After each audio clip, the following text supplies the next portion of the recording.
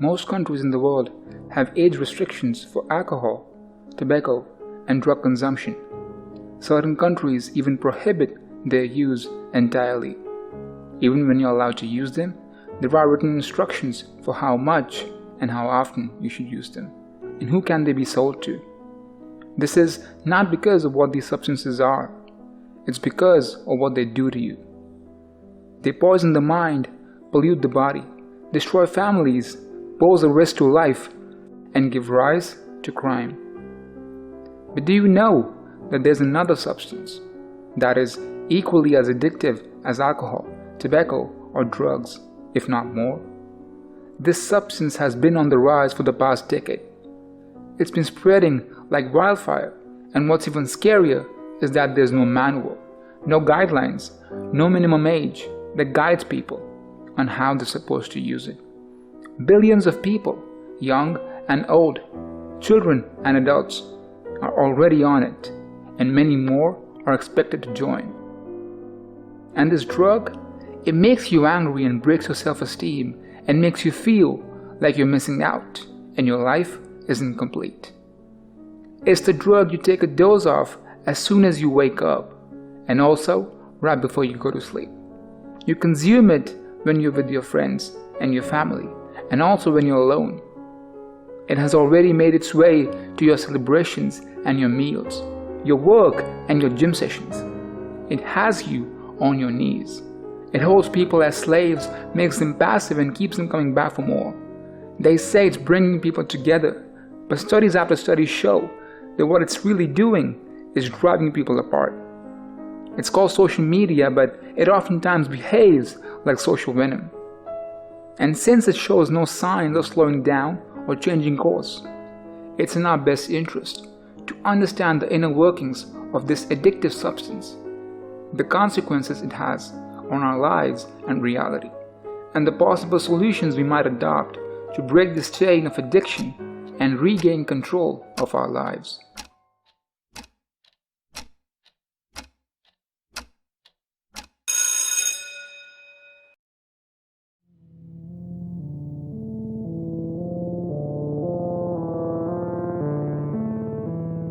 The marketing and messaging around any and all social platforms is extremely optimistic, and it's supposed to make you feel good and focus only on the positive aspects of the existence of these apps. We are told how social media allows us to connect with our friends and family, entertain ourselves, educate ourselves, and express our creativity. But surprisingly, that is not what these apps are built or optimized for. To understand this better, it's important to first pay attention to the fact that these apps are built by private entities and not by some non-profit. So, needless to say, their focus is profit, not community welfare, certainly not the mental health of their users. They need and they want to make money. They use a database, the servers that store all this information, and the salaries of the developers who build these apps all need to be paid for somehow. And that is where the advertisers come in. The monetization model across all popular social media apps is built around advertising. The more ads we see, the more money the social platform makes. And the way to show us more ads is to keep us on the platform for longer. And that is what these apps are built and optimized for, to keep us glued to our screens for as long as possible in order to generate revenue for the platform. They are designed like slot machines at casinos, turning us into lab rats that chase short-term pleasure. And even when we get off these platforms, there are extremely effective ways to bring us back, be it drowning us in a barrage of notifications about someone tagging us in a photo, or commenting about us, or even sending us emails when our consumption drops down, to withholding likes so as to make users check back compulsively. A survey conducted by the American Psychological Association discovered that 43% of users say they constantly and compulsively keep on checking their social media apps, especially when they didn't need to, but simply didn't have anything else to do. This goes on to show that we've been programmed at a very deep level to stay tuned into social media.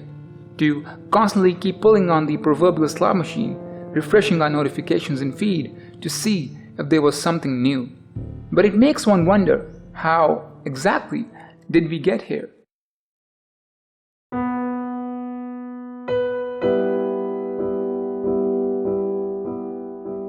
Human beings might have come a long way and made tremendous progress, but one thing that hasn't progressed and evolved a lot is our brains. We've always had the power of choice, but we are probably just not smart enough to always make the right choices. On the other hand, technology, specifically artificial intelligence and the algorithms that run the social platforms which have become such an intrinsic part of our lives, constantly keep getting better. While processing power has increased more than a quadrillion times since the 1950s, and AI keeps on evolving to act more and more like humans and possibly even going beyond human capabilities, our brains are still stuck with their caveman instincts. And social platforms milk this feature of our brains to their advantage by twisting basic human psychology to work against the very humans that use these services. To understand this better, we need to dial back the clock and briefly visit the year 1897. A Russian physiologist named Ivan Pavlov discovered that his dogs, on whom he was conducting some experiments, began to salivate in the presence of the technician who normally fed them, rather than salivating in the presence of food. To put these observations to test, Pavlov would present a stimulus, such as the sound of a bell, and then offer food to the dogs. Upon repeating this a few more times, the dogs became conditioned to salivate just at the sound of the bell. In other words, they would automatically start anticipating food as soon as they heard the sound of the bell, even when no food was made available to them. Known as classical conditioning, this approach is quite similar to what social media platforms have employed against their users to keep them coming back for more. More likes, more comments, more messages, more shares. And we might not get one of these rewards all the time, but we could get it anytime. And so we keep checking our feed, our DMs, and keep refreshing the notifications again and again and again, because we are living in the constant fear that we might miss out on something. And we have been conditioned to feel this fear all day, every day. It's been said that time is the most valuable currency there is, and social media platforms, with aid from the algorithms that power them, have very capably utilized this principle to their advantage by getting us to commit our time to them so that they may generate maximum revenue. Now, if you're thinking that this could have catastrophic effects on society and all of life as we know it, you are undeniably correct.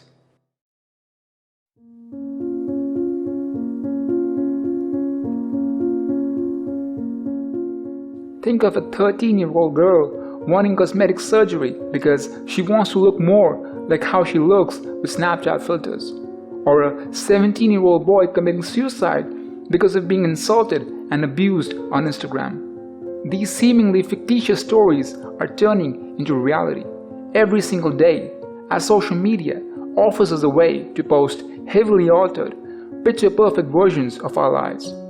Consider the fact, as stated by recent research, that the prefrontal cortex, which is responsible for rational thinking in adults, is underdeveloped in teenagers. What part of the brain, in that case, do they make decisions with? The amygdala, which is responsible for emotional thinking, which means that teens feel more than they think. Combine that with the fact that we are living in a society, now more than ever, that increasingly puts more emphasis on visual representation and lets intellect, personality, and character take a back seat.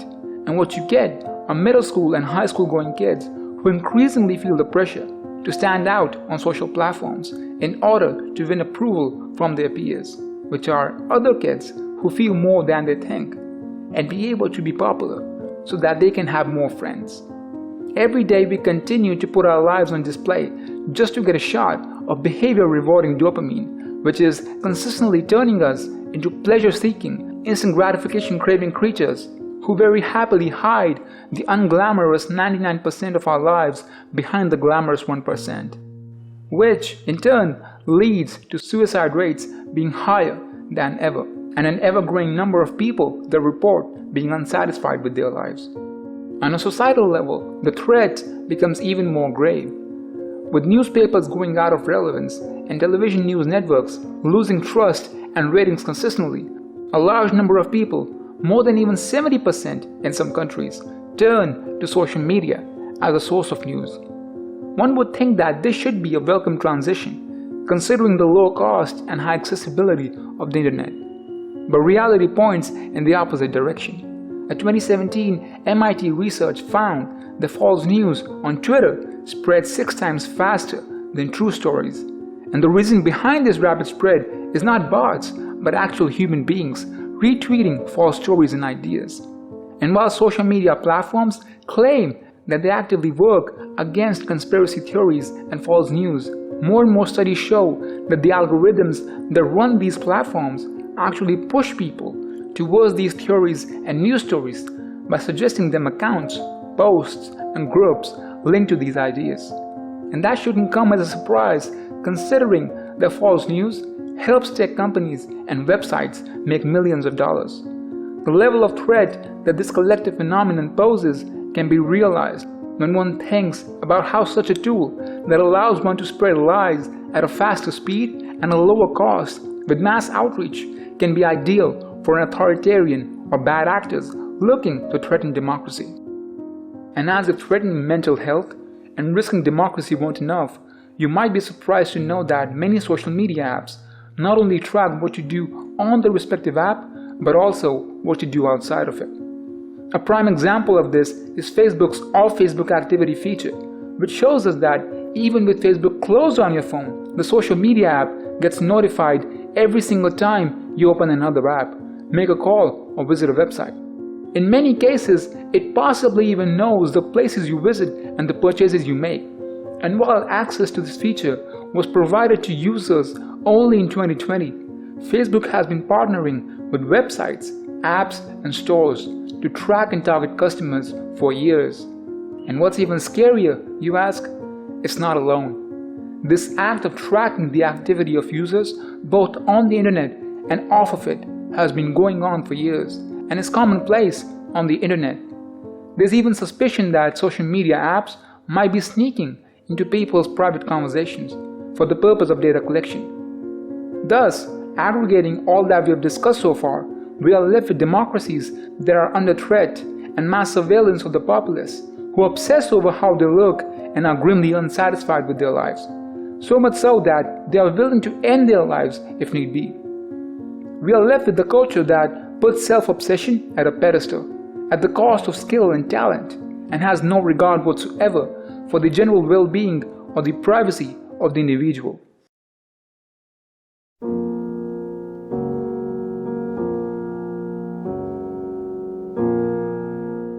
Andy Warhol supposedly said that in the future, everyone will be world famous for 15 minutes.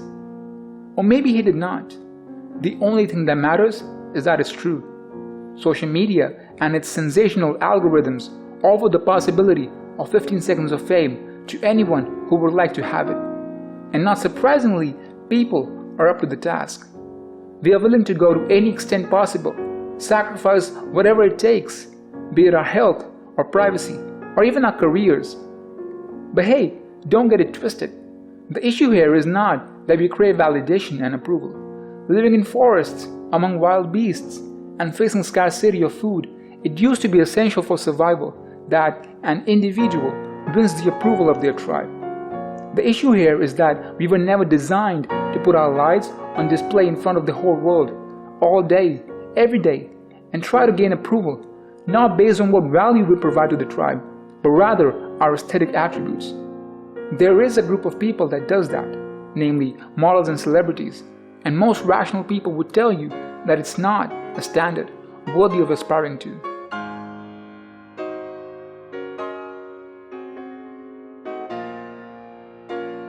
Increasingly, social media has become a popular option to alleviate boredom, and one could make the case that some of that boredom possibly emerges from compulsive social media use. We watch glorified versions of the lives of our peers, compare that with our seemingly boring and unglorified lives, and consequently feel bad about ourselves and disinterested in any activity. And when we are disinterested in any activity with no interesting alternative in sight, what do?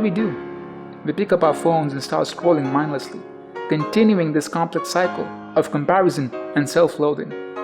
And when you have a population of men, women, and children that are gravely unsatisfied with their lives and would do anything, not to fix it, but to escape it, even temporarily, it becomes progressively easier to control them, distract them, and to convince them to give away their liberties and possessions.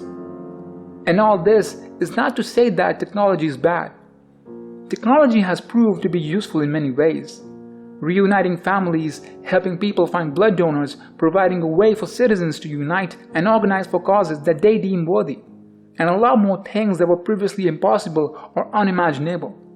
The real threat is the worst in human beings, and for all its glory, technology has also shown that it can bring out the worst in human beings, and anything, when left unchecked, tends to tread on the side of its flaws and not its merits. What's the solution then, one may ask? Well, tough battles are never fought at just one front. It is always a collection of steps from the different groups involved that help secure victory. In our case, the people that need to take responsibility can be categorized into three fronts: the users, the platforms, and the government. And while the platforms and the government have a responsibility towards the users, the general response so far has been either of indifference or of using the situation for personal advantage. Thus, any meaningful change has to come from the users. Fortunately, we are still at the level of supply and demand. And what has no demand cannot be supplied because it yields no profit. So, make your social media use more intentional and less programmed or compulsive. Quit if you can. It might sound overly drastic, but the easiest way to not allow social platforms to be able to pull your strings is to not give them their power in the first place. There's still plenty of other ways to talk to your friends, more reliable sources to get your news from, and there never was any need for you to compete with your friends regarding who has more drip. If you cannot quit, the most straightforward thing to do would be to build distance from social media. Get rid of the apps and start accessing these services through your browser. Cannot do that? Disable notifications. No devices in the bedroom is an additional good rule. Another necessary step would be to visit your profile settings and also your phone settings and review how your data is collected and all the permissions a certain app has. Remember, we still have the power of choice. And maybe, just maybe, kids shouldn't have phones until they can handle the dangers and responsibilities that come with it. If you wouldn't trust your child with a bottle of alcohol or a pack of cigarettes, you shouldn't also let them access a technology that could destroy their self-esteem and make them suicidal.